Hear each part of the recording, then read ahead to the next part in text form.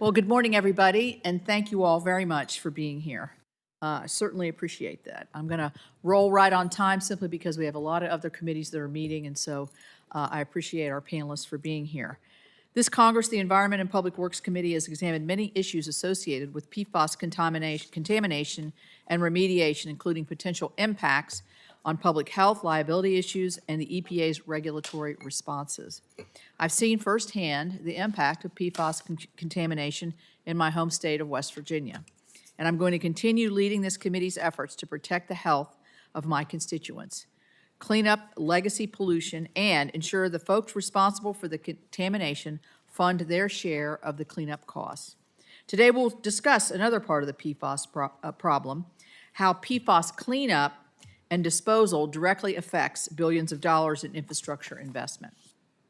Project managers, including federal contractors, encounter PFAS contamination when expanding airports, rebuilding roads, bridges, and replacing water systems. Since there's not a clear framework guiding where contaminated soil should go, what standards apply, or who is liable, it becomes extremely difficult to clean up and remediate these sites once contamination has been identified. To address the liability concerns after the EPA's designation of PFOA and PFOA, PFOS as hazardous substances under CERCLA, the agency issued an enforcement discretion policy to protect some passive receivers, including landfills, airports, and farms. But that guidance does not offer an answer to the practical questions that are halting projects right now. First, the system between contractors and disposable facilities is breaking down. Today's projects face a major impossible situation. Landfills often will not accept soil unless the soil is tested for PFAS because insurance companies won't provide coverage to the landfill operator. When contractors do test the soil, there is no established federal standards to measure against. Insurers often deny coverage if any PFAS is detected, even if PFAS is below varying state standards. Second, because project managers cannot price this liability risk, potential bids for infrastructure projects just come in with huge contingencies or no bids at all. This leads to a cost premium that directly affects how critical projects are built and maintained, and those costs are passed through to taxpayers and ratepayers. The EPA can take steps now to improve how these problems are managed throughout the full life cycle of a construction project. The agency should issue clear disposal guidance to restore predictability, so contractors and landfills know where to dispose of contaminated soil. Projects need federal soil screening levels that are practical and implementable. Communities need guidance on managing PFAS in groundwater, stormwater, and treatment systems. We also need to address the root cause of the contamination. PFAS hotspots, such as military sites and airports, are a major source of the problem. Without limiting contamination in these areas, PFAS will keep seeping into water supplies, leaving communities with a forever drinking water problem. For locations with the highest concentrations of PFAS, we may need disposal options beyond containment. The good news is that the destruction technology is here, and the EPA has validated that process through thorough testing, showing that PFAS can be destroyed at levels above 99.99%. That technology is expensive, which is why EPA needs to issue guidance to determine what management approaches are most appropriate. Liability issues must be addressed. The EPA should provide predictable pathways for good faith actors using the proven bipartisan model established under the brownfield cleanup process. When CERCLA liability slowed brownfield cleanups, the EPA used administrative settlements to protect innocent landowners and local governments. That same authority exists today. The EPA's April 2024 enforcement memo on PFAS enforcement explicitly contemplates settlements with passive receivers to protect those entities from third-party claims. These settlements close the liability gap that enforcement discretion leaves open and ensures that polluters pay. Administrative settlements are a critical interim solution, but case-by-case agreements are too slow to fully address a nationwide challenge. Recognizing the limitations of EPA's administrative authority, Congress must provide a permanent statutory solution through the 2002 Brownfields amendments. This statutory fix removed the burden of case-by-case settlements by providing lasting legal certainty. This model is a proven framework for good governance, and it is the model we should consider for PFAS. Congress must come together to enact a bipartisan solution to minimize future PFAS contamination, develop a clear path to destroy PFAS, and protect passive receivers. I'm committed to working with members on both sides of this aisle, and I look forward to hearing from our witnesses, and I will now turn to our ranking member, Whitehouse, for his opening statement. Thank you, Chair Capito, for this hearing. Welcome to all of our witnesses. PFAS is a public health menace. These dangerous chemicals have been widely used for decades, despite the harm they cause. Pandora's box has now been opened, and these forever chemicals are here to stay in our water, our food chain, and our bodies. Chemical manufacturers and other polluters will try to pass the responsibility of managing the risks onto the rest of us, but that is neither fair nor right. The Superfund law is the best tool we have to hold polluters accountable. The retroactive joint and several liability framework is crucial to its success. If you are responsible for the release of harmful chemicals, you are also responsible for cleaning them up. That's something our moms mostly taught us. The manufacturers who profited off PFAS while Americans got sick should be held responsible. If there are other responsible actors, EPA or the manufacturers can properly seek payment of some of the cleanup costs from these parties. However, manufacturers should not be able to abuse the law and aggressively use third-party suits to avoid paying their fair share. EPA has the authority and the tools to clean up contaminated sites while protecting those who have acted responsibly. EPA has discretion when it comes to recouping cleanup costs, and it can provide contribution protection through settlements. This is what the enforcement discretion memo from the Biden administration did. But it remains to be seen how the current EPA will enforce the law, or if they will continue writing a blank check to industrial polluters. PFAS and PFOA should remain hazardous substances under Superfund, but the process cannot stop at the designation. We need research to identify safe ways to destroy or dispose of PFAS without creating newly contaminated sites. That research was already underway at EPA's Office of Research and Development, but Administrator Zeldin recklessly shut the office down. Funding is needed to remove PFAS from drinking water and the environment, but the Trump EPA wants to slash the state revolving funds that would pay for it. Communities need guidance on handling, testing, and monitoring PFAS to ensure they stay safe and healthy, but thousands of EPA employees have been pushed out of the agency. EPA's responsibility is to protect human health and the environment. But again, we see evidence of EPA abdicating that responsibility and taking up its new mantle as polluter protection agency. I welcome hearing from our witnesses about EPA's authorities and where there are gaps in responsible remediation of PFAS. If there is a role for Congress to ensure that the right people pay to fix this problem, then I look forward to working together to find a solution. And if I may add on a different point, Madam Chair, I just returned from the climate COP in Brazil, in Belém, as an official CODEL of one. Many of us travel on CODELs, and many of us are accustomed to having the State Department provide basic logistical support for our CODELs. In this case, the State Department refused to provide any logistical support whatsoever for this CODEL.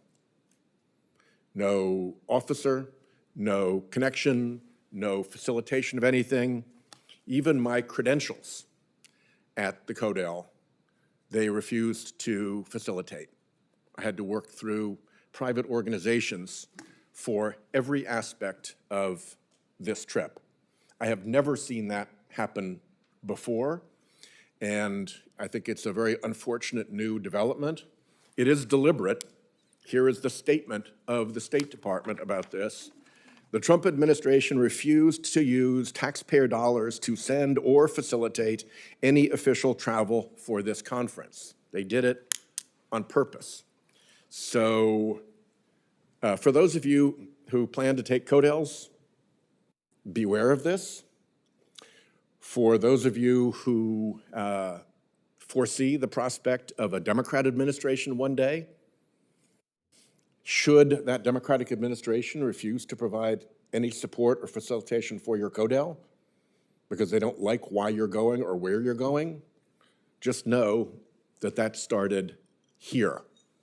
Best would be to stop it here as well before it becomes a reciprocal tit-for-tat piece of executive versus legislative combat or disservice. Thank you. Great. Thank you, Senator Whitehouse. And we are now going to turn to our witnesses for their opening statements. Our first witness is Eric Gerstenberg. Mr. Gerstenberg is the co-chief executive officer of Clean Harbors. Clean Harbors operates hazardous waste management facilities across North America, including permitted incinerators that have participated in EPA's testing to validate PFAS destruction capabilities. Mr. Gerstenberg, welcome. You're recognized for 5 minutes. Thank you for coming. Madam Chair, Ranking Member Whitehouse, and members of the committee, my name is Eric Gerstenberg, and I am the co-CEO of Clean Harbors, the nation's leader in environmental services. My testimony today draws upon our 45 years of experience in delivering a broad range of services, including hazardous and non-hazardous waste management and emergency response. I will summarize my written statement and respectfully request that my full statement be included in the hearing record. Thank you for the opportunity to address the intersection of hazardous waste management and the challenge of emerging contaminants, and more specifically, the Resource Conservation and Recovery Act, or RCRA, and PFAS, forever chemicals. RCRA was enacted in 1976. Before that, the landscape of waste management was vastly different than today. Across America, hazardous waste was often disposed of in open dumps, abandoned lots, and poorly constructed landfills. Drums were left to rust and leak, and contaminating soil and groundwater. Environmental disasters were common. RCRA changed all that by establishing a comprehensive federal framework for the safe management of hazardous waste. Today, we face new challenges. PFAS compounds were used for decades in firefighting foams at places like airports, firefighting schools, and military installations, and also in coatings, consumer goods, and other applications. The presence of PFAS in groundwater, soil, and drinking water is widespread. It is a growing concern for regulators, communities, and industries alike. The science is clear. PFAS does not break down naturally and is a serious threat to human health. At Clean Harbors, we believe the existing RCRA framework provides the tools to manage PFAS safely. We have operations in all 50 states and Canada with vast transportation network and facilities strategically located nationwide. Our company operates 10 RCRA-permitted high-temperature incinerators in 7 hazardous waste landfills. Our 360,000 customers include Fortune 500 as well as government agencies. Through our 25,000 employees, we deliver cradle-to-grave solutions under RCRA framework, ensuring that every shipment is tracked and every community is protected. Clean Harbors is also a national provider of critical response services. We have addressed events such as Deepwater Horizon oil spill, the East Palestine, Ohio train derailment, and the recent fatal plane crash in Louisville, Kentucky. Regarding PFAS, we introduced Total PFAS Solution, with offerings ranging from lab analytics to water filtration to site remediation and disposal. Last November, we completed our 3rd full-scale PFAS destruction testing at our RCRA-permitted incinerator in Utah. This study was completed in partnership with the EPA office and the Pentagon's military office. The peer-reviewed results of this study was recently released by the EPA, and it demonstrates that common legacy PFAS is effectively destroyed in RCRA-permitted high-temperature incineration systems at levels exceeding 6.9%, while limiting emissions to 2 to 8 orders of magnitude below any state ambient air limit or guideline. Sophisticated incineration facilities like ours provide an opportunity to address top health and safety concerns of Americans' impacted communities. For PFAS to be fully addressed, many are looking to EPA to provide a PFAS regulatory framework beyond its initial drinking water standard. At Clean Harbors, we have done extensive analysis on the PFAS contamination footprint throughout the U.S. We believe there is adequate capacity to manage PFAS contamination in the environment through the following hierarchy. Highly contaminated soils, liquids, AFFF foam should be properly remediated and destroyed in these high-temperature RCRA-permitted incinerators. Low contamination materials can be adequately managed through RCRA-permitted subtitle C landfills. Very low contaminated materials, such as construction debris and soils excavated for the development of infrastructure, which have background PFAS levels, can be managed to properly line Subtitle D landfills and deep well injection. Industrial drinking water can be treated, utilize media, and separate and purify PFAS contaminants from water, with the contaminated media being managed to high-temperature RCRA-permitted incinerators. There is adequate RCRA-permitted capacity throughout the U.S. to properly manage all PFAS-contaminated sites.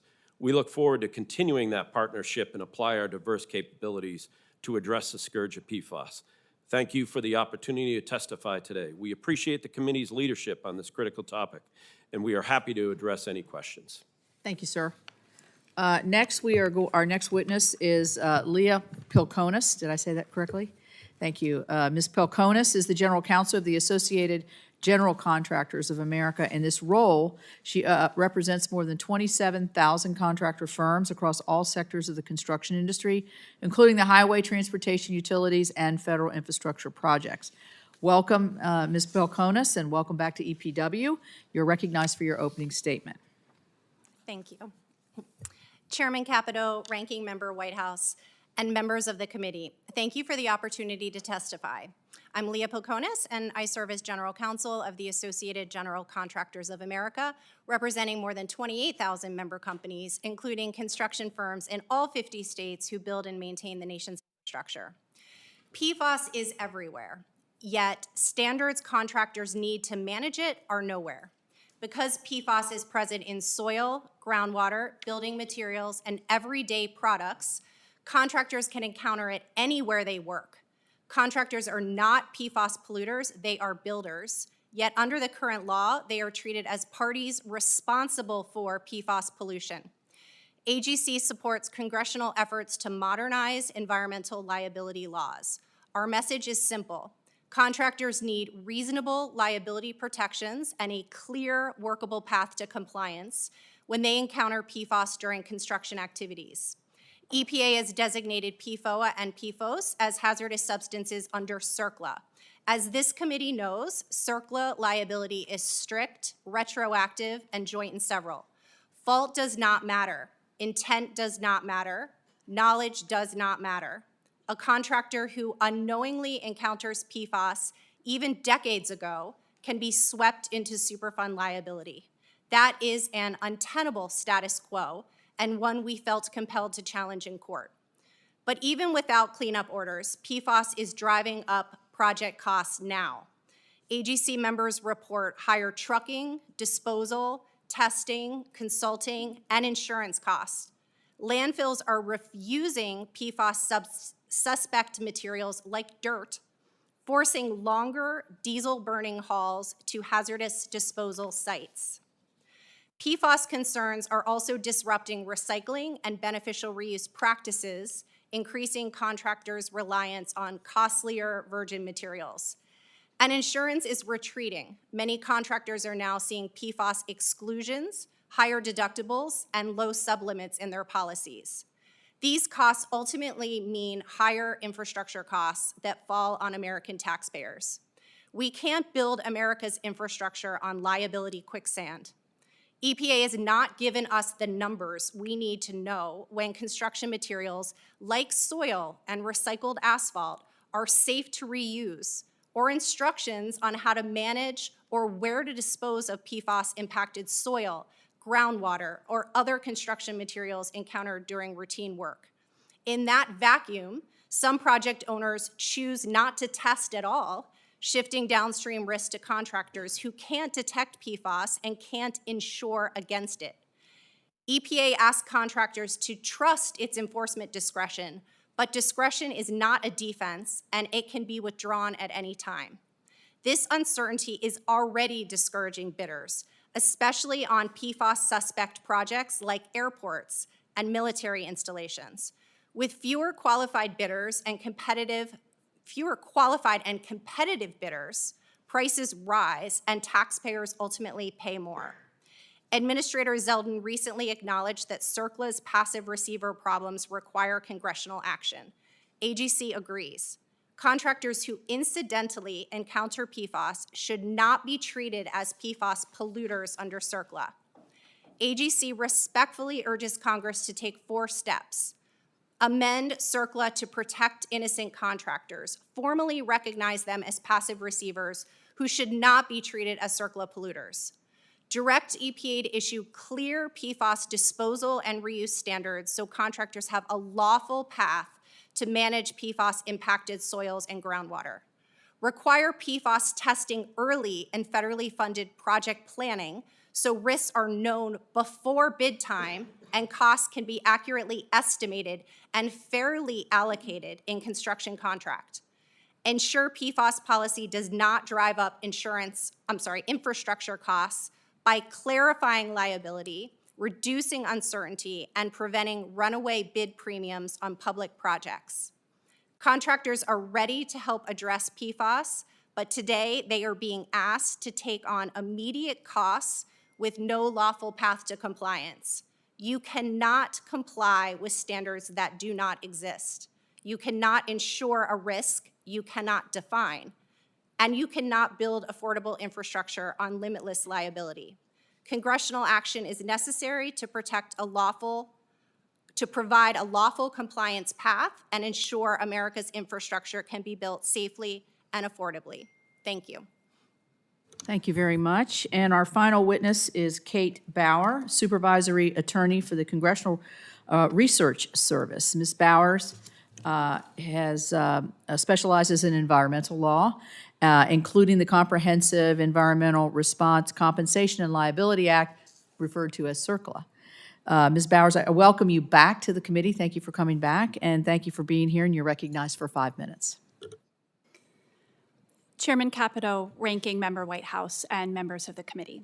Good morning. My name is Kate Bowers. I'm a supervisory attorney at the Congressional Research Service and our American Law Division. Thank you for inviting me to testify on behalf of CRS. In my brief remarks, I'll be addressing some of the implications of EPA's designation of 2 per- and polyfluoroalkyl substances, or PFAS, that's PFAS and PFOA, as hazardous substances under the Comprehensive Environmental Response Compensation or Liability Act, also known as CERCLA or Superfund.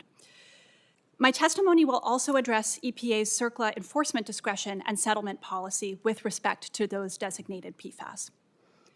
CERCLA authorizes EPA to clean up contaminated sites and to compel entities that bear responsibility for contamination at a site to perform or pay for cleanup activities. Private parties that incur cleanup costs may seek to recoup those costs from other parties or from the Superfund trust fund. This framework is intended to ensure that there will be responsible parties who can bear the cost of cleaning up contamination, and that all responsible parties who are able can be required to share in those costs. In April of 2024, EPA announced a final rule designating PFOA and PFAS as hazardous substances pursuant to CERCLA. Designation does not trigger a cleanup action to address PFAS contamination at any site, nor does it cause PFOA and PFAS to be addressed or regulated under other federal environmental statutes. Designation under CERCLA also does not impose cleanup standards or requirements for the treatment, storage, and disposal of wastes containing PFOA and PFAS. Instead, the treatment, storage, and disposal of wastes is generally regulated under a different statutory scheme. Among other things, designation under CERCLA does unlock the full suite of EPA's CERCLA cleanup authorities and subjects releases of PFOA and PFAS to CERCLA's liability framework, but it doesn't determine any party's liability. For a party to be liable for cleanup costs under CERCLA, several requirements must be met. There must be a release or threatened release of a hazardous substance into the environment. There must also be a response action and response costs at the site. And only certain categories of parties with a connection to the contamination can be held liable. Those parties are often called potentially responsible parties, or PRPs, and they include current owners or operators of a site, past owners or operators, arrangers, and transporters. Parties may be liable under CERCLA for cleanup costs, injury to natural resource damage assessments, and federal public health studies, but not for products liability, personal injury or property damages, or health effects or medical costs. Under current law, CERCLA contains some statutory defenses from and exemptions to liability that may limit the liability of parties that meet certain criteria. This includes an exemption for releases or discharges that are in accordance with permits issued under other specified federal environmental statutes. CERCLA allows any person, including EPA, states, local governments, tribes, and private parties, to sue a PRP to recover response costs that they've incurred. It also allows a party that has been required to pay response costs to assert a contribution claim to compel other PRPs to bear an equitable share of those costs. PRPs that have resolved their CERCLA liability to the United States or a state in a judicially approved settlement cannot then be held liable for contribution claims by other PRPs regarding matters addressed in that settlement.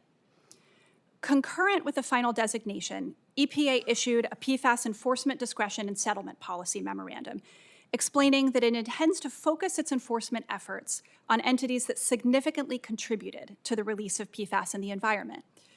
Consequently, the agency does not intend to recover cleanup costs from certain categories of entities. That includes water utilities, municipal landfills and airports, local fire departments, and farmers, or where other equitable factors don't support enforcement. By itself, EPA's decision not to pursue enforcement would not necessarily protect those entities from enforcement action by states or from third-party lawsuits from entities who themselves have been held liable for response costs and are then seeking to recoup those costs from other liable parties. But EPA has explained that it intends to use the CERCLA settlement process to protect entities from such suits, which could address that potential outcome.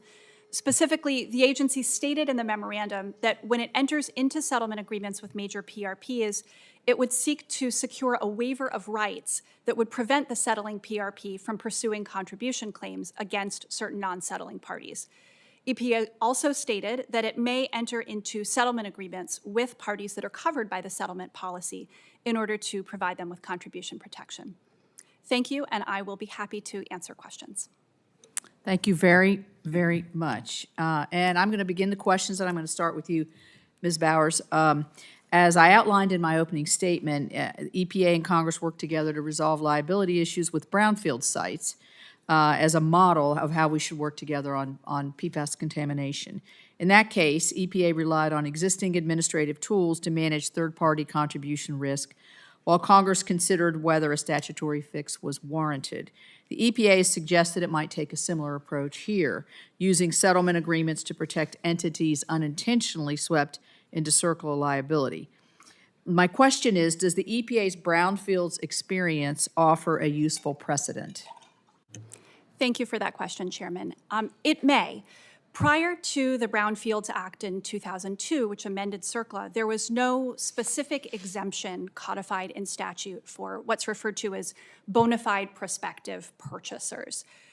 So prior to 2002, EPA used its enforcement discretion, just as it's indicated it intends to do with respect to designated PFAS. And it used that enforcement discretion in a few ways. The agency had issued guidance, and it developed a model agreement for prospective purchasers of contaminated property where an EPA action had been taken or was ongoing or was contemplated. And what EPA then did was enter into prospective purchaser agreements.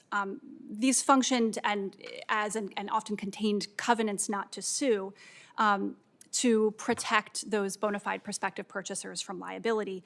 The agency also issued something called comfort letters or status letters that related to and contained information about EPA's intent to pursue enforcement or not at a site. So again, there are some similarities to what EPA has indicated it would do with respect to PFAS, entering into settlement agreements to provide protection from third-party contribution claims, requiring waivers of rights in settlements with major PRPs, would certainly also be options, as EPA has indicated, for limiting the liability of categories of parties. Thank you. Thank you. And both of you, I have this question. Without clear PFAS disposal standards, landfills are refusing materials due to inconsistent acceptance criteria. We've already covered this in all of our statements. Routine construction debris is now being hauled hundreds of miles, imagine that, environmental impact across state lines simply because hazardous waste facilities are the only ones who will accept this material. This policy failure is driving up costs, overwhelming limited hazardous waste capacity, and generating unnecessary emissions from the long-haul diesel trucks. So what do you, I'll go to you, Ms. Pilconis first. What do you need to see from EPA's forthcoming disposal guidance to better manage this pathway? Thank you for the start with you. question. So EPA does have destruction and disposal guidance out now, but it does not give contractors any actionable steps that provide any sort of certainty in the field. Where contractors have experience dealing with hazardous materials, lead, asbestos, PCBs, for example. But in that case, the construction industry is operating under a well-defined federal EPA playbook, laying out how to manage and dispose, laying out standards. That's what we need to see from EPA. We need clear risk-based thresholds. EPA needs to set background levels. We need concentration limits that will tell us and distinguish between restricted and unrestricted uses. Without that, contractors don't know whether PFAS impacted soil is actually contamination or whether it's acceptable for reuse. We also need clear disposal instructions. Contractors need to know which types of landfills can accept PFAS impacted materials and under what conditions. As we've discussed, many landfills are turning away PFAS suspect soil by default, so we're stuck with higher costs, longer hauls, project delays. Without national consistency, clarity, PFAS uncertainty is going to continue to inflate bids, disrupt competition, and increase infrastructure costs for taxpayers. Mr. Gerstenberg?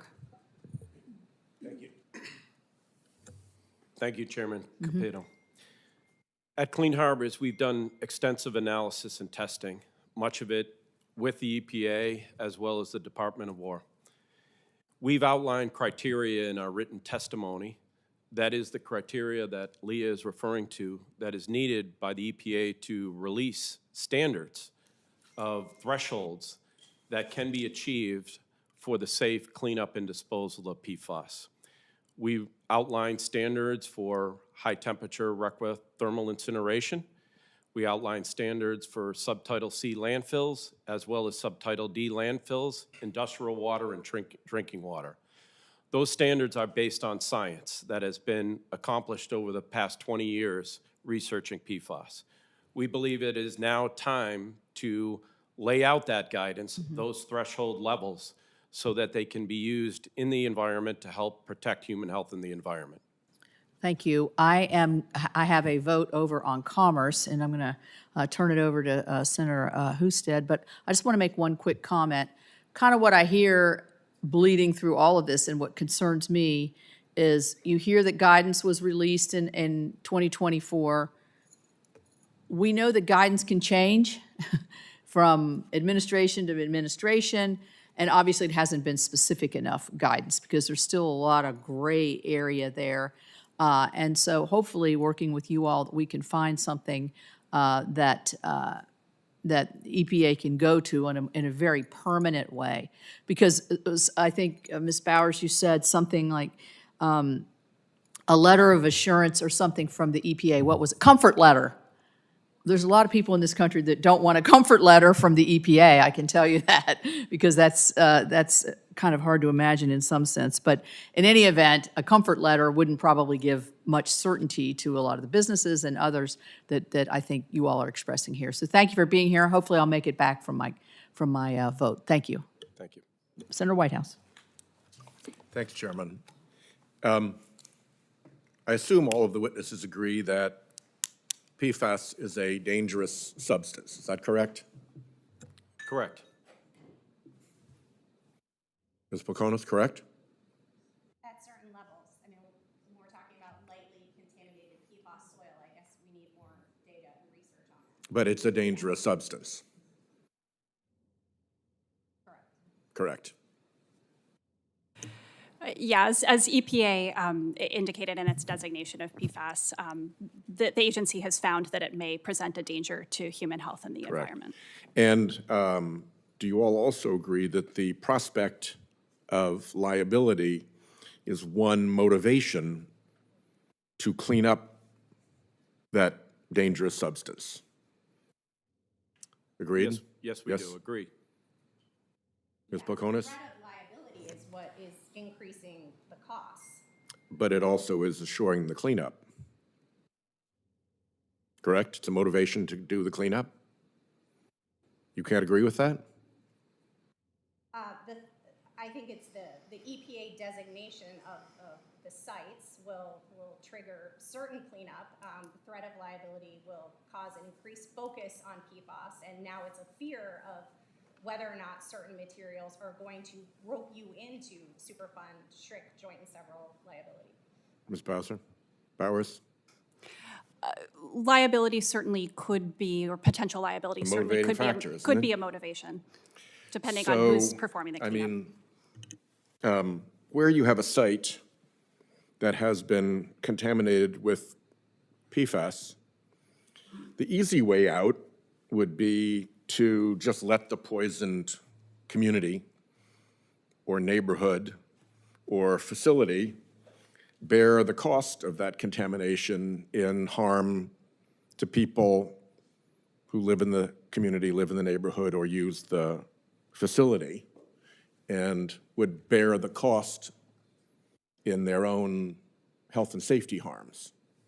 That's obviously not a great solution, and that's the reason that Congress did RCRA, because leaving it to the local community to be poisoned is a bad plan. So we want to make sure we don't work backwards to having these exemptions reopen the path to local communities being poisoned. Do you all agree that exemptions from liability can, if they're done wrong, transfer the harm or cost of PFAS back to the public, as opposed to transfer it among the responsible parties? Well, we believe, Senator, that very similar to what has happened with CERCLA and Superfund, that the polluter should pay, and Yeah. that there is sampling and analysis based on what's happened in that environmental area, that contaminated area, that can be traced back to the original polluters or contributory polluters of that area, so that the polluter will pay. And Ms. Polkonis, it's not the intention of your testimony to transfer the danger of harm related to PFAS back to the exposed public, is it? No, I mean, we agree with the polluter should pay. Great. And Ms. Bowers?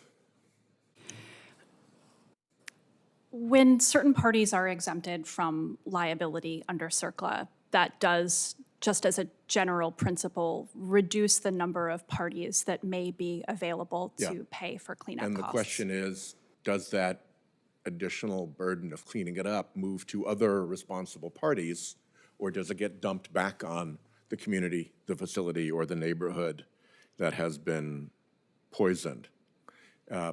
I would also make, my time is running very short, so let me just say, I'd also make the argument that not only can this be a shift from responsible parties back to the potentially poisoned public, but it can actually worsen the danger if it limits the liability incentive to actually do the cleanup work. So I hope that we can all agree as we work through this problem that two very bad outcomes of our work would be to move liability from responsible parties to the public in the form of additional poisoning and public health harm, or worse still, to not only move that burden back to the public, but to worsen that burden to the public, because the responsibility for the cleanup will have escaped the responsible parties and made things worse. So those are the things I'd like to make sure we avoid, and appreciate my time has expired.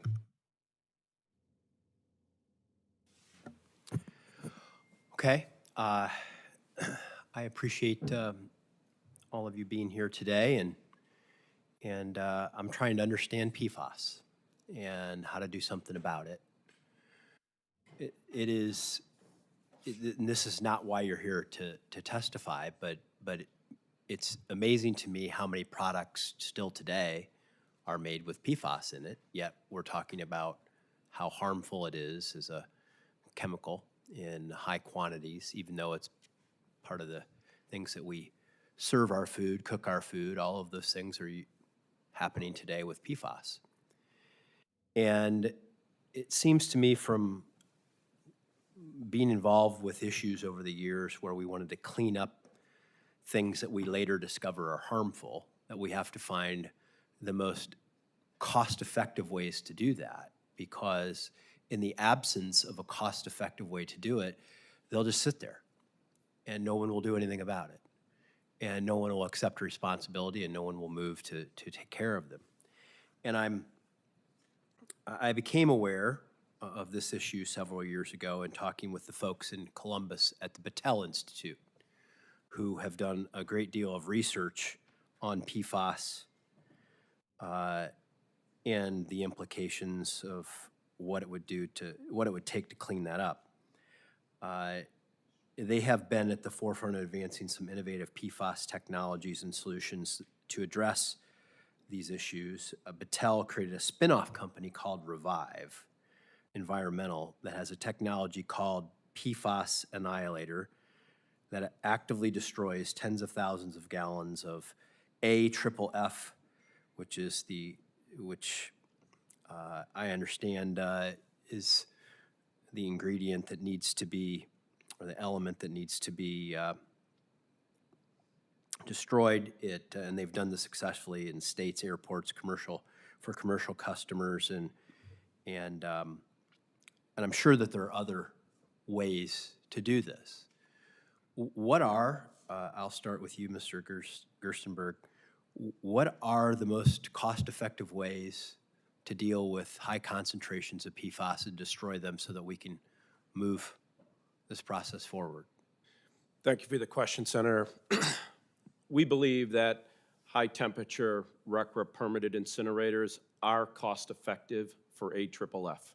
And today, we are actually managing and disposing the change-out of fire department equipment and systems cost-effectively through that solution. We believe that the other technologies that are being developed, such as you mentioned, that Battelle has been working with, is not scalable nor cost-effective. However, existing technology that exists throughout the United States is and can be for highly contaminated materials, such as AFFF. We have participated in plans with states to remove AFFF from fire departments. Just yesterday, we had a piece of fire department equipment at one of our Braintree, Massachusetts locations being cleaned out and flushed. So that capability is out there today, it exists, and it is cost effective. Now, I think the important thing to revert back to is that there is levels of thresholds based on science that can be laid out by the EPA that can allow people to act. Things in the parts per million and parts per trillion, and we don't need to go down the gory details, or we could if we wanted to, of suggested levels based on the science that could be set that dictate cost-effective remediation, such that when infrastructure is being built, Subtitle D landfills will accept PFAS contamination at light levels. At high contamination, RCRA permitted incinerators are cost-effective. There's not enough of it out there that it would drive a price tag that is beyond anybody's ability to manage. Okay, and so you've done, you've conducted mass balance analysis of your hazardous waste incineration, and you have the results of that? Correct, and they were recently published by the EPA. The EPA was an active participant, as well as the Department of War, participated in the sampling and studies, as well as third parties, to validate all the information, and that was publicly released just recently in September. And it proves, based on the most updated standard, that high-temperature RCRA permitted incinerators, RCRA permitted, I want to emphasize that, because they're not normal incinerators. They're EPA approved. They have 9 base criteria that must be managed properly. We're highly regulated by the EPA. So I would just conclude with this, is that one of the things that we often confront in environmental cleanups is who's liable for it, how do you fix it, where does the money come from, but I also know that I'm typically not a fan of a one solution approach. I know that there are a lot of people out there looking at different ways to do this, but I hope that the EPA will continue to aggressively test the different solutions, that we will find out which ones are the most cost-effective, and then provide that regulatory certainty about liability, who's responsible, how we clean it up, and then how we absolve people of liability once it is cleaned up in a timely fashion. So, Senator Blunt-Rochester. Thank you, Mr. Chairman, and thank you to the witnesses for being here today. The development of thousands of PFAS varieties have become a part of modern industries, from corrosion-preventing coatings in our electronics, automobiles, and medical devices, to safety applications such as firefighting foams that keep us safe. PFAS is now part of our world. But these advancements have come with a cost. Without proper disposal, these chemicals contaminate our soil and water, putting our communities at risk for increased rates of serious health conditions, including cancer, infertility, and birth defects. We need to work together to protect the public health and the environment from PFAS. My first question is for you, Ms. Bowers. Prior to the designation of PFOA and PFAS as hazardous substances, how did EPA handle the cleanup of these pollutants at Superfund sites? Thank you for that question, Senator. Prior to the designation, PFAS and PFOA were not considered hazardous substances under CERCLA, and so cleanup authority to address them was more limited. I should note that it's common for more than one contaminant of concern to be present at a cleanup site under CERCLA. And so it may have been the case that where PFAS was co-located with other contaminants of concern, it may have been cleaned up or addressed incidental to other contaminants. But prior to designation, EPA's response authority to address PFAS would only have been available to address an imminent and substantial endangerment to public health or the environment. And how will the new designations change the way cleanups are conducted at Superfund sites? Thank you. The cleanup process remains the same as it was. EPA would typically begin by investigating and assessing the nature and the extent of the contamination and identifying potentially responsible parties. Cleanup of the newly designated PFAS could be at sites that are already being cleaned up or have already been cleaned up under CERCLA. It could potentially be identified and be cleaned up at new or additional sites as well. I know EPA has historically focused on the parties most responsible for pollution. What tools does EPA have to support potential passive receivers like airports or water utility companies that are either required by law to use PFAS or unaware of PFAS contamination? Thank you. As was mentioned in the opening remarks, CERCLA is a strict liability statute, which means that liability under CERCLA attaches regardless of intent, knowledge, or prior legal regime. As I had mentioned earlier, EPA does have enforcement discretion at its disposal. Under CERCLA, the agency can decline to take enforcement action with respect to passive receivers. It's indicated an intent to do so, and also to use the settlement process to provide some protection. I would also note that it's very common for passive receivers to be regulated under other federal environmental frameworks as well, possibly most significantly for purposes of this hearing, the Clean Water Act and RCRA. If entities are discharging or releasing a hazardous substance in accordance with or in compliance with a a specified federal environmental permit, including certain permits under the Clean Water Act and under RCRA, that release is considered or can be considered a federally permitted release under CERCLA. And federally permitted releases are exempt from liability specifically under the CERCLA framework. So that is something that is a very fact-specific inquiry, but could potentially apply with respect to certain passive receivers. And Mr. Gerstenberg, as you mentioned last year, Clean Harbors conducted a PFAS incineration study in partnership with the EPA's Office of Research and Demonstration and the Department of Defense. Can you discuss how your PFAS incineration process prevents air and water pollution? And as a follow-up, how you're using it to monitor systems to ensure the safe destruction of PFAS? Yes, thank you, Senator. The disposal testing that we did was at our high-temperature RCRA permitted incinerator in Utah. And there were stringent, very stringent monitoring devices that were put throughout the unit, understood the contaminant levels that were being fed into the unit, and were able to monitor the destruction all the way through the unit and through the very advanced pollution control systems that are put on the back end of the unit to assure complete destruction of 6 nines and 2 to 8 times below any thresholds for ambient air monitoring. So we were able to monitor that.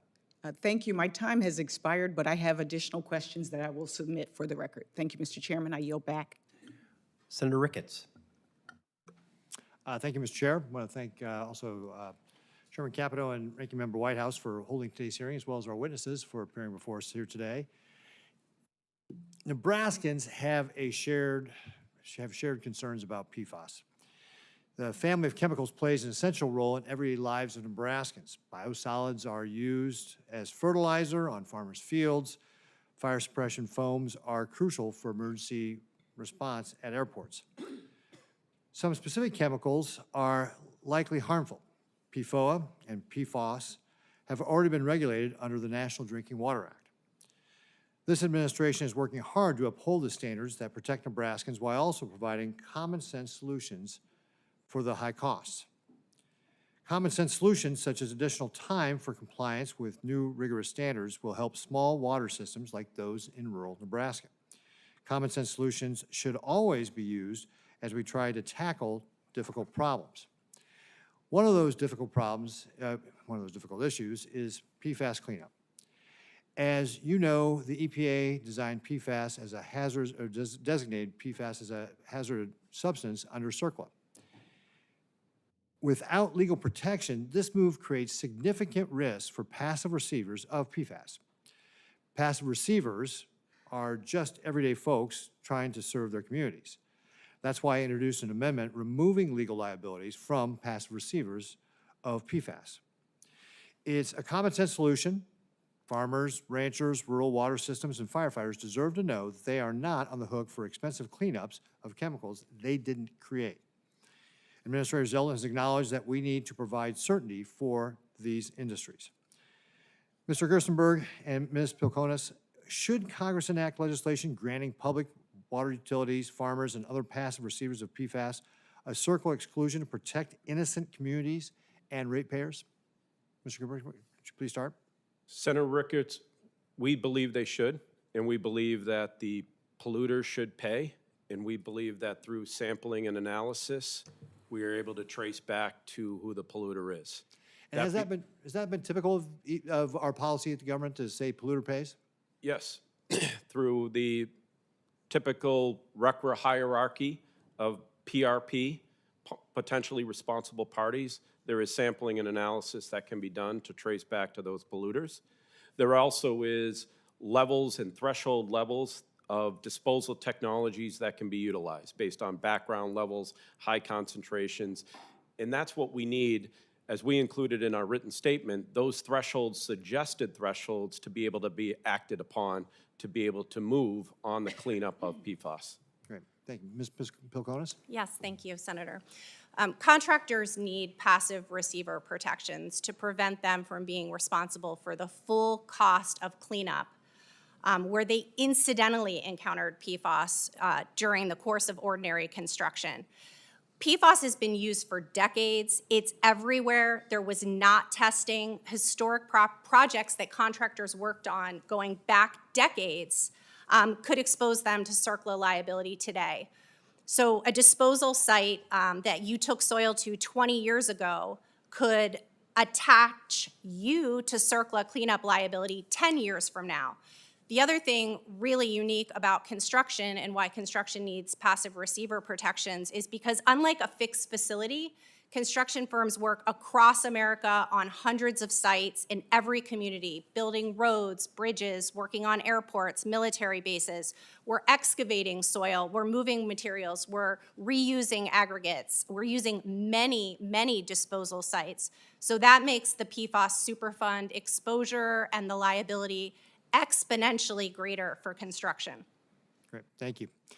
I understand innovative technologies are being used to address PFAS alternatives.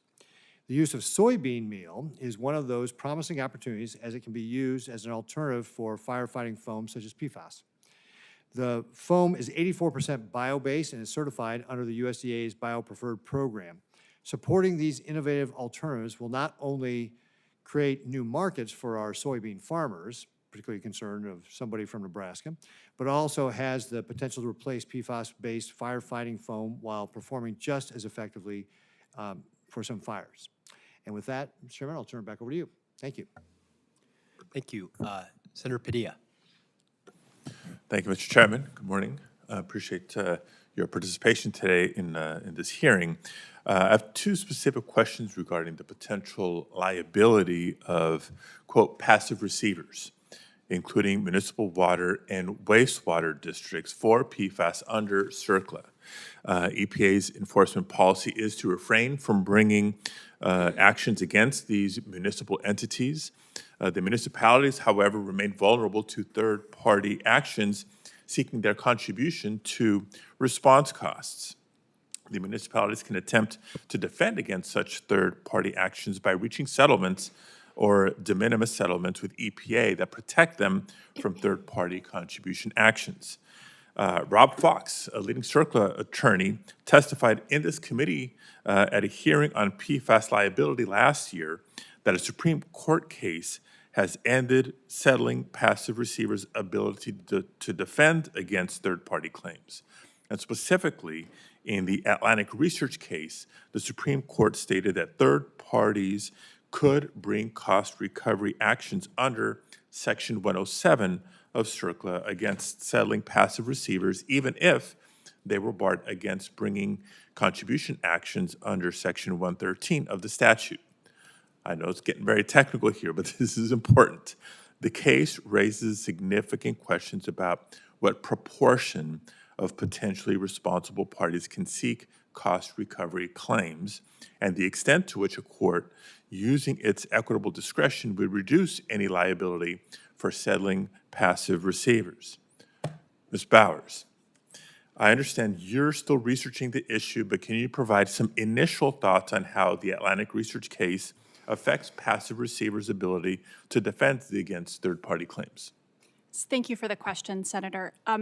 As you noted in the question, there are two different types of actions to recoup cleanup costs under CERCLA. There are cost recovery actions under Section 107A of the statute and contribution claims under Section 113. Which parties are able to bring claims under which is probably a little bit more technical than we can go today, although I will note that when a party is able to bring its claims as a contribution claim, which is typically when a party has itself faced liability, it is barred from bringing a Section 107A contribution cost recovery claim. It's also correct, as you note, that EPA's enforcement discretion policy, as well as CERCLA's contribution protection provision in Section 113F of the statute, provide protection from claims for contribution. The question of whether there are additional claims that passive receivers may potentially face liability for outside the universe of contribution is a difficult one to answer and would require pretty intensive analysis of the nature of the settlement with EPA, the claims that are being brought against that passive receiver, as well as whether and how a reviewing court applies any equitable factors to evaluate the extent of that passive receiver's liability for response cost. I would be happy to discuss this further in response to additional questions. Yeah, and we'll definitely take you up on that offer because, as you can imagine, there's no shortage of local governments, wastewater, and municipal water service providers that have shared this concern, not just with my office. I know my colleague, Senator Schiff, as well. Maybe this is a follow-up in the time remaining, and this is for each of the witnesses. How well do potential settlements with EPA protect municipalities and others from actions by third parties?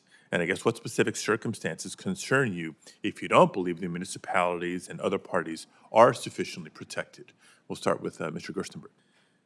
Well, we believe that certainly based on science, that you can trace back to the polluter who initiated the PFAS contamination.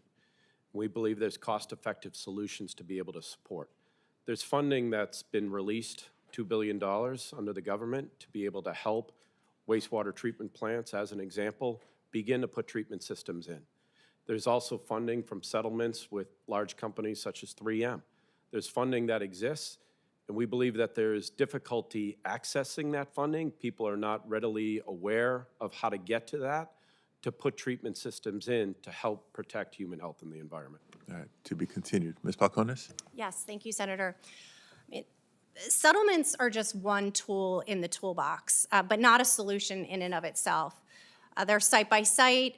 There's no guarantee they'll be offered. It's at EPA's choice, and they don't provide the upfront certainty or the nationwide relief that contractors need.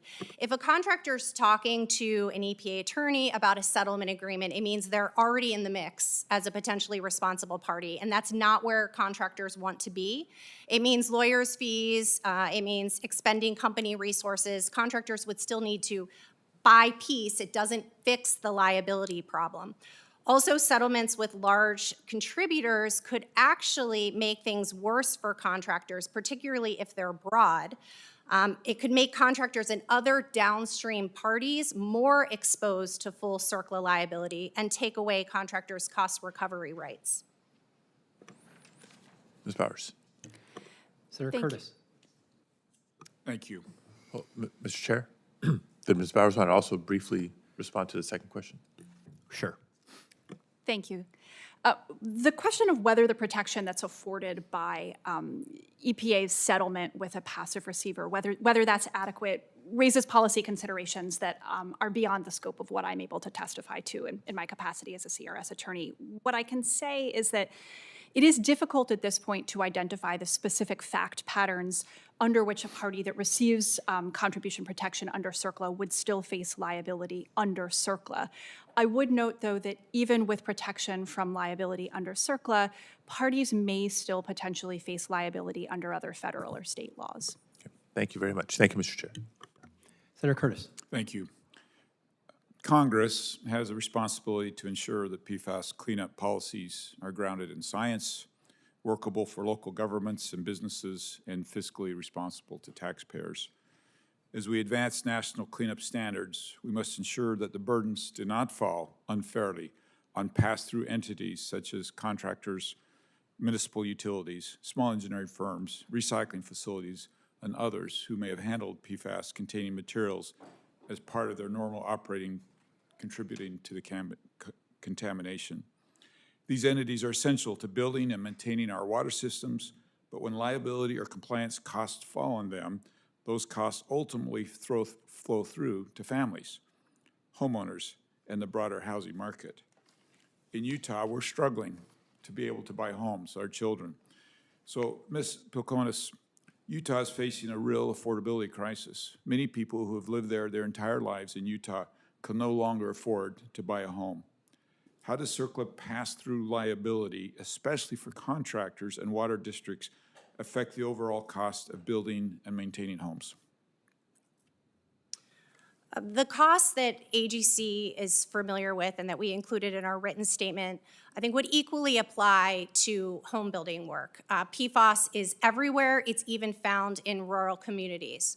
So the increased costs that contractors are facing with regard to disposal costs, higher material costs because they're unsure if they can reuse soil or reuse aggregate, the tightening insurance market, the issue with taking on more risk in contract. All of that without a way to price, to share, to transfer risk. The prices, these bid prices, the home building prices, the prices of infrastructure, the decrease in qualified bidders, this is happening now. It's happening with federal infrastructure. Same could apply to cost of home building. Good. A follow-up, if I may. What solutions should Congress consider to protect people from exposure? We can all agree that we want to do that, but while also taking into account new research showing that not all PFAS derivatives pose the same level of harm. Could there be, for instance, thoughtful exemptions? Congress can protect innocent contractors from being treated as potentially responsible parties when they incidentally encounter PFAS. They could also require PFAS testing early in federally funded project planning so contractors know the risk before bid time. Thank you. Administrative action alone is not going to solve this problem. EPA can't change CERCLA's strict retroactive and joint and several liability.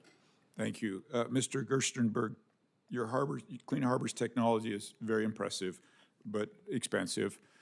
What legislation or regulatory actions could help lower these costs so that smaller, rural, and low-income water districts like many in Utah can realistically access this technology? And is there any component for university partnerships that may be a part of this? And I'd love just to know your thoughts on that.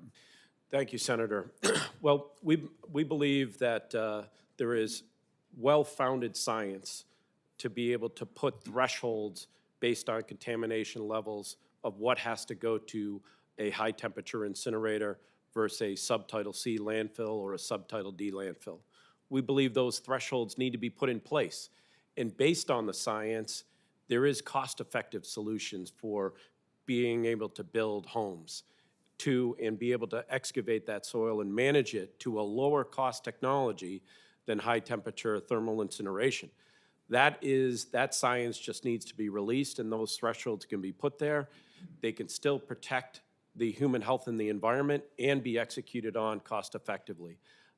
I think the breakdown is that those standards have not been released yet, so that contractors, such as performing the construction, know that they can take it to a subtitle T landfill without driving up exponential costs.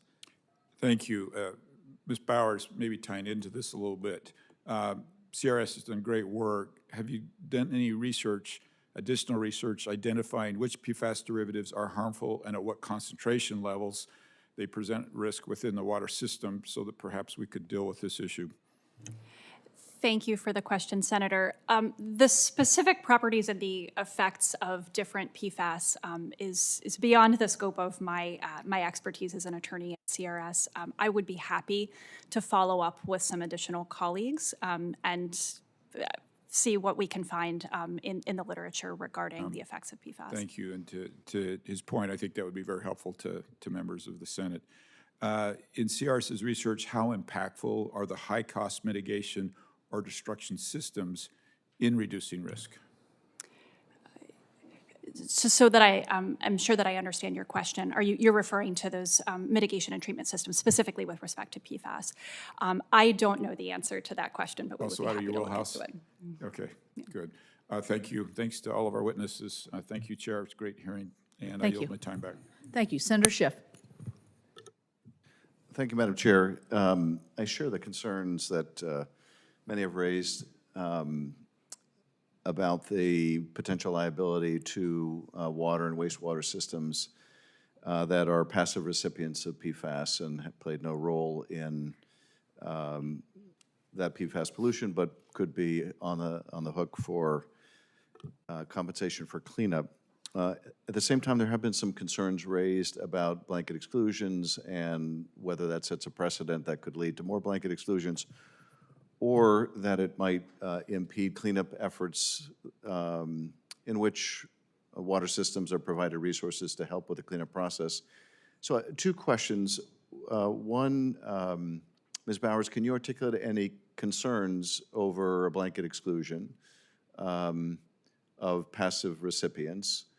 And Ms. Pilkonis and Mr. Gerstenberg, if you could comment on what about an approach that would codify the EPA's policy of shielding de minimis entities from third-party litigation if they're acting in good faith? Would the current policy expressed during the prior administration of not enforcing these actions, if codified, would that provide sufficient protection for these passive recipients? Thank you for the question, Senator. The question of whether whether a liability exemption under CERCLA statute would have unacceptable effects, or by contrast, whether the level of risk remaining to passive receivers absent an exemption would be unacceptable, requires some policy balancing that I'm not really able to speak to. What I can say is that to date, Congress has not enacted a liability exemption that would apply with respect to a specific substance. The liability exemptions that Congress has enacted have applied to categories of parties, types of activity, but they have not been chemical specific in the way that that an exemption for PFAS liability would be. I also noted in response to an earlier question that there may be some consideration around potentially reducing the overall number of parties that would be liable under CERCLA and that would be available to pay for all or a portion of response costs. Again, that's a policy balancing that would be for Congress to decide. Okay, thank you. PFAS is very different. It's ubiquitous. It's already in groundwater, already in soil, consumer products, building materials. The contamination is largely historic. We're not talking about a spill. It's invisible. You can't smell it. You can't see it. It's unavoidable. Contractors work across, as I said, hundreds of sites, using hundreds of landfills, reusing materials over decades. CERCLA was not intended for chemicals this widespread or this persistent, or this impossible to avoid. And for other chemicals, we have clear standards. We have clear background levels, concentration limits telling us what are restricted versus unrestricted use, and disposal guidelines and requirements. We don't have that for PFAS. And is that a problem with the fact that the regulatory agencies haven't moved quickly enough to provide those kind of limits for PFAS? Is it, I know there are certain types of PFAS that are more difficult to measure and maybe the science isn't there yet, but is that a problem with regulatory inaction or something unique to PFAS? It's a big problem that we have designated two of the most ubiquitous PFAS chemicals as hazardous substances under CERCLA, which is attaching that strict joint and several retroactive liability to anyone that has touched it when we don't have any standards to manage it. Okay. Mr. Gerstenberg, Thank you, Senator. What would you think of an approach that codifies the regulatory discretionary policies expressed previously? Yes, so first, I'd like to reiterate, Senator, that we believe there has been enough science accomplished to be able to put out standards for regulatory cleanup and thresholds around that can be enacted on. And those need to be put in place the sooner the better. Once those are in place, we can make sure that we protect passive receivers of the materials and focus on the polluters of PFAS. We just think that those standards need to be put in place so people can act. Do you have any view about the relative merits of a blanket exemption versus codifying the policy of the previous administration not to go after de minimis and Yes, I think that, that there should be exemptions around de minimis amounts of PFAS, and that passive receivers should be protected from liability. Okay. Thank you, Madam Chair. Senator Also Brooks. Thank you so much. Thank you, Madam Chair. And I want to say thank you as well to the witnesses today for being here. Maryland has taken a particularly proactive approach to addressing PFAS contamination. Our state has conducted statewide drinking water testing, surface water sampling, and fish tissue analysis across the Chesapeake Bay watershed. And these efforts have helped to identify the causes for contamination long before many other states had comparable data. Maryland has made these investments so that responsible parties can be clearly identified and communities can benefit from cleanup. CERCLA is designed to ensure that the polluters, not the public, bear the cost of remediation. So my first question is for Ms. Bowers. I just want to ask you, how does CERCLA's liability framework support states like Maryland that have already done the hard work of gathering evidence and mapping contamination? And how does it help ensure that cleanup costs are properly assigned to the responsible actors? Thank you for that question. CERCLA envisions a robust role for states. States are able to take enforcement action under the statute. States provide input into listing sites on the national priorities list of Superfund sites. States have a role in determining what cleanup is appropriate at a site. States also can enact their own, they're often referred to as mini Superfund laws, so their own parallel statutory or regulatory schemes under state law for addressing contamination from various substances. And so many states have been addressing PFAS contamination under their own state laws prior to the designation under CERCLA of PFAS and PFOA as hazardous substances. Thank you. And likewise, just another question for you, Ms. Bowers. In Maryland, some of the most contaminated sites we found are located at federal facilities like Aberdeen Proving Ground, the Patuxent River Naval Air Station, and other Department of Defense sites where firefighting foams that contain PFAS and industrial processes were used for decades. And so state sampling has repeatedly shown that these federal facilities are among the largest contributors to PFAS contamination in the Chesapeake Bay watershed. And Maryland has been working to address this contamination, but the state ultimately relies on EPA's enforcement of CERCLA to ensure that federal agencies take responsibility for cleanup in the same manner as private entities. And so I wonder, how does CERCLA ensure that federal facilities are held to the same cleanup standards and obligations as private polluters, and what mechanisms are in place to make sure that federal agencies fully participate in remediation in a timely manner when they're identified as responsible parties? Thank you for that. Under CERCLA, federal facilities and the federal government face the same liability and the same requirements as other sites. In addition to that, with respect to military sites, DoD remediates environmental contamination under the Defense Environmental Restoration Program. And Congress has been requiring DoD to respond to and address contamination from pollutants, contaminants, and hazardous substances, which would have included PFAS and PFOA even prior to the designation of those substances as hazardous under CERCLA. Okay, thank you. Ms. Pilconis, I just want to ask you a question as well. Our restoration and navigation projects throughout the Chesapeake Bay region frequently involve dredging, and some of the dredged sediment has been found to contain PFAS, particularly near historic military installations, industrial sites, or wastewater outfalls. Handling and disposing this sediment presents unique challenges for contractors, including uncertainty around proper containment, transportation, and disposal, as well as potential regulatory liability. So I wonder, given these challenges, what specific guidance or technical support from EPA or state agencies would help contractors safely manage PFAS-contaminated sediment, maintain compliance, and avoid delays in project timelines? So we need concentration thresholds so that we can understand restricted versus unrestricted use. We need disposal standards so that we know what needs to be taken where. We can't take all soil that is involved in construction to a hazardous waste landfill. And in some cases, our members are being told that that's what they need to do because the closest municipal solid waste landfill won't accept the soil.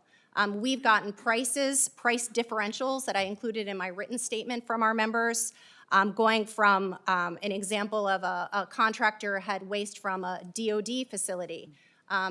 They were told that they couldn't take it to a regular landfill. Costs went from $20 a yard to $200 and $300 a yard.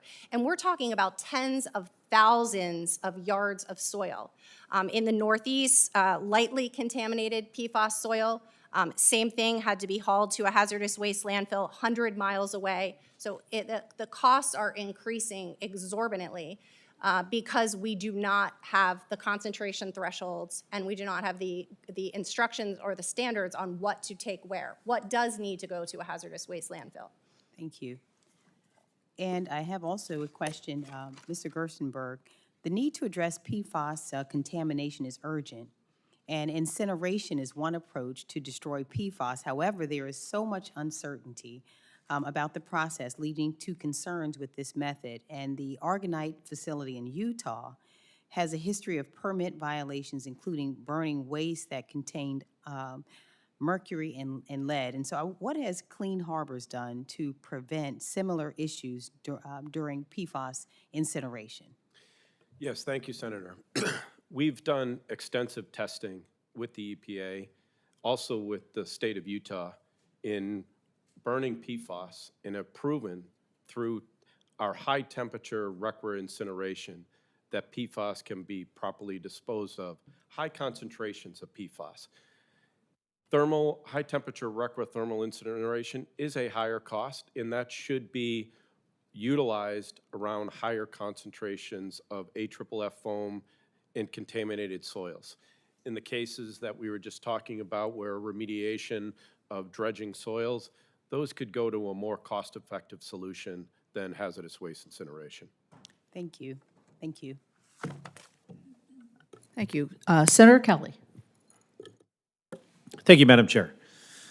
And thank you, all of you, for being here today. As I've discussed in this committee previously, remediating PFAS contamination in Arizona's aquifers is an urgent priority. And I was happy to be here during Senator Alsobrooks' questions. I've got a couple more on the topic. In Arizona, in the face of long-term drought, groundwater remains a critical source of drinking water for so many communities across our state. And many of those communities even bank water underground to prepare for future shortages. But now we face a serious challenge from PFAS contamination in many of those aquifers. In Tucson, for example, PFAS has forced the city to shut down nearly 30 groundwater wells, resulting in more than $71 million in cleanup and treatment costs. So clearly, there is a problem here that we need to solve. CERCLA, as was previously mentioned, sometimes known as the Superfund law, has shown promise as a tool to address these challenges. Last October, EPA approved an Air Force plan to ensure safe drinking water and undertake PFAS cleanup efforts in Tucson, where my wife and I live, and my granddaughter lives. Under that agreement, the Air Force will work with the city of Tucson to investigate PFAS releases from nearby facilities, yet the Department of Defense is still dragging its feet, delaying this and other cleanups nationwide for years. Without CERCLA, though, these cleanups might not happen at all. So my question to each of you is CERCLA the proper tool to address our nation's PFAS contamination problem? And if it isn't, what authority should Congress leverage instead? We'll start with Mr. Gerstenberg. Thank you, Senator Kelly. We believe that CERCLA is a good foundational tool to be able to address it in similar stances of the RECRA regulations that were put in 1976. We also believe that it is time to act. It is time to put thresholds and contamination levels in place by the EPA such that the bases that you were just referring to need to act, so it just doesn't sit there and contaminating drinking water in the ground. And we believe there is a way to act. There is a safe way to manage, treat the water cost effectively and dispose of it and clean up these sites. But what we think those thresholds of contamination levels based on what that has been exposed to needs to be enacted and put in place so that Department of Defense military installations will act accordingly. So CERCLA, you think is the right thing, you just need the trigger to start using the tools that CERCLA provided. Ms. Polkonis. Thank you, Senator. My comment is simple, or similar. Contractors are on the front lines of cleanup and doing the remediation work. But for everyday infrastructure work and for the work that we're doing to repair and revitalize and rebuild our nation's infrastructure, they're incidentally encountering PFAS as a result of just doing that work. And CERCLA is making them potentially responsible for the full cost of cleanup because of the strict joint and several retroactive liability scheme. And right now, we have no lawful path to compliance. We have no numbers, we have no instructions or standards on how to dispose of material. We don't have restricted uses, we have no unrestricted uses, we don't know when we can reuse materials. So having the CERCLA scheme in place without having the proper roadmap to compliance, which we have with other hazardous materials, lead, asbestos, PCBs, we're in a very difficult and unique situation where contractors are exposed to extreme risk and liability. And contractors are touching soil and groundwater across America using many, many different landfills. So So it our sounds risk like you is think- exponentially increasing. You think we need something specific to PFAS? We need a Beyond lawful CERCLA. path to compliance. Ms. Bowers. Thank you, Senator. CERCLA is one tool in the federal legal toolbox to address PFAS. It is the broadest mechanism under federal law for requiring parties to perform or pay for cleanup actions. There are other enforcement authorities that are also available under federal law and may be applicable in particular situations. You mentioned the Tucson site, for instance. EPA, in addition to addressing issues under CERCLA at that site, has also taken action under the Safe Drinking Water Act. So that or other statutes may potentially be relevant. I would also note that statutes that focus on regulatory and compliance issues that establish permitting regimes and allow federal agencies or states to establish guidelines or requirements for entities that are potentially discharging PFAS into their environment as part of their operations, as well as statutes like the Toxic Substances Control Act that address manufacture and use of chemicals. These can all be relevant depending on what aspect of PFAS an agency is interested in addressing. Well, thank you, Ms. Bowers. Again, thank you to the three of you for being here. And Madam Chair, I have a question I want to submit to Mr. Gerstenberg for the record, and thank you. Will do. Thank you. Senator Markey. Thank you, Madam Chair. Cities and towns around Massachusetts are grappling with the costs of building new water treatment facilities and are worried about the liability costs associated with PFAS. And they're putting in all this work and this expense for one reason, to keep people safe. Because when these toxic so-called forever chemicals build up in our environment and make their way into our food, our water, our bodies, we now know that they are connected to harmful effects. CERCLA, also known as the Superfund Law, is a key piece of legislation that we used to fight back against toxic chemicals. I was in the room on the committee in the House of Representatives drafting Superfund. I brought the Woburn case to the committee so that they could see what was happening in Woburn, where company after company had just dumped all of these chemicals into the groundwater and ultimately into the water and into the lives of children catching leukemia and other diseases, which are avoidable. That became the movie A Civil Action, the book A Civil Action, and that's what I fought for and introduced into the deliberation in 1980 on the committee against the will of all those companies that were fighting me in Woburn, Massachusetts, in the community which I represented. So it's been used over the years, and this is now a refrain that keeps coming back. The first Reagan administration, by 85, 86, they were trying to undermine Superfund. In the 1990s, they were trying to do it again. And so I know what this law means to communities and families around the country who worry about whether they're going to get poisoned with some companies' long ago actions. So let's look at how it really works. Ms. Bowers, is it true that the Environmental Protection Agency, when enforcing the Superfund law, targets bad actors who are responsible for significant releases? Yes, that's correct, Senator. Yeah, they go after the actual polluters to clean up their own contamination, reduce potential litigation, costs on water utilities, and prevent an increase in water affordability. Ms. Bowers, in the 45 years since the passage of Superfund, has the EPA historically used its enforcement discretion when dealing with utilities and municipalities?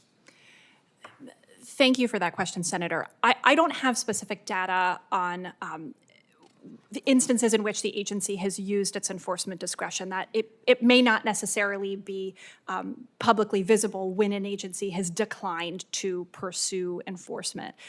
What I can tell you, though, is that EPA has indicated in various enforcement discretion policies and guidance over the years since CERCLA's enactment that it typically seeks not to pursue municipal governments for cleanup costs under CERCLA unless there is some sort of extenuating circumstance. Right. So the enforcement discretion has been utilized for a majority of the environmental cleanups with hazardous substances. And I'm worried about any efforts that would create loopholes in the statute of the landmark Superfund law, which has built-in protections to avoid those not responsible for releases from liability. Ms. Bowers, just to put a fine point on it, have we ever passed laws that exempt specific groups from the liability framework for certain chemicals under Superfund? Thank you, Senator. Not with respect to specific chemicals, but Congress has enacted liability exemptions that would apply across the full suite of chemicals designated under CERCLA. CERCLA already possesses a series of options for parties who minimally contribute to contamination between de minimis and de micromis settlements and ability to pay agreements. Entities can be safeguarded from liability that they should not have to incur. And EPA already has a wide variety of tools to protect parties who aren't responsible for pollution from undue liability. We actually need to preserve our polluter pay laws without putting huge potholes in it to trap us later on. So as we work to clean up the toxic forever chemicals already here, we have to stop new PFAS from getting into the environment. We're trying to bail out our boat without plugging the hole in the bottom. We're at risk of sinking no matter what. This is particularly true when EPA Administrator Lee Zeldin has yet to give any PFAS compounds a designation to standardized disposal procedures and has rolled back drinking water standards on PFAS compounds formerly set during the Biden administration. That backsliding undermines the Safe Drinking Water Act. There are hundreds of varieties of these compounds, and Administrator Zeldin won't even make steps towards a few of them. Meanwhile, the toxic stream of these products continues into our environment. We need to clean up our act across the board. That means stopping new toxics from getting in, supporting cleanup efforts in our towns, and focusing our energy on the companies that have been causing the damage. And if I may, Madam Chair, there are currently no federal regulations governing the incineration of PFAS, which can be sent to municipal solid waste incinerators, sludge incinerators, burn pits, and hazardous waste incinerators that are not designed for this purpose. Clean Harbors' own studies show that effects of PFAS incineration depend heavily on temperature and operating conditions, and we know that many municipal incinerators operate at temperatures that cannot safely destroy PFAS. So, Mr. Gerstenberg, Massachusetts, thank you for being here. Would Clean Harbors support the designation of PFAS as hazardous waste under the Resource Conservation and Recovery Act, so EPA could establish uniform health protective standards for the disposal of PFAS-containing waste? Thank you, Senator.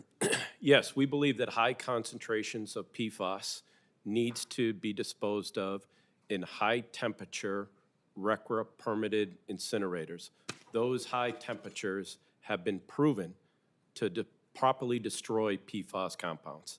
And so when limitations are put in play, those highly concentrated must be managed into incinerators that are regulated, highly regulated by the EPA, and have proven that high temperature, not municipal incinerators, high temperature RCRA-permitted incinerators have been proven to properly destroy PFAS. Yeah, so this designation is merely a recognition of what we already know. PFAS is a dangerous substance that needs to be responsibly disposed of, and this would protect the health of the communities living in those areas. So we thank you so much for that testimony. We thank all of you. Thank you, Madam Chair.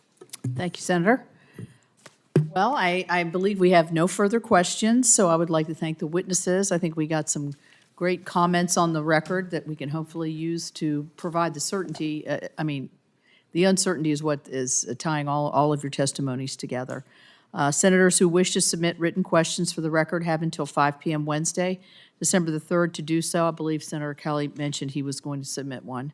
The witnesses' responses to those questions are due back to the committee no later than 5 p.m. on Wednesday, December the 17th, and will be submitted for the record. With that, this hearing is adjourned, and thank you all very much.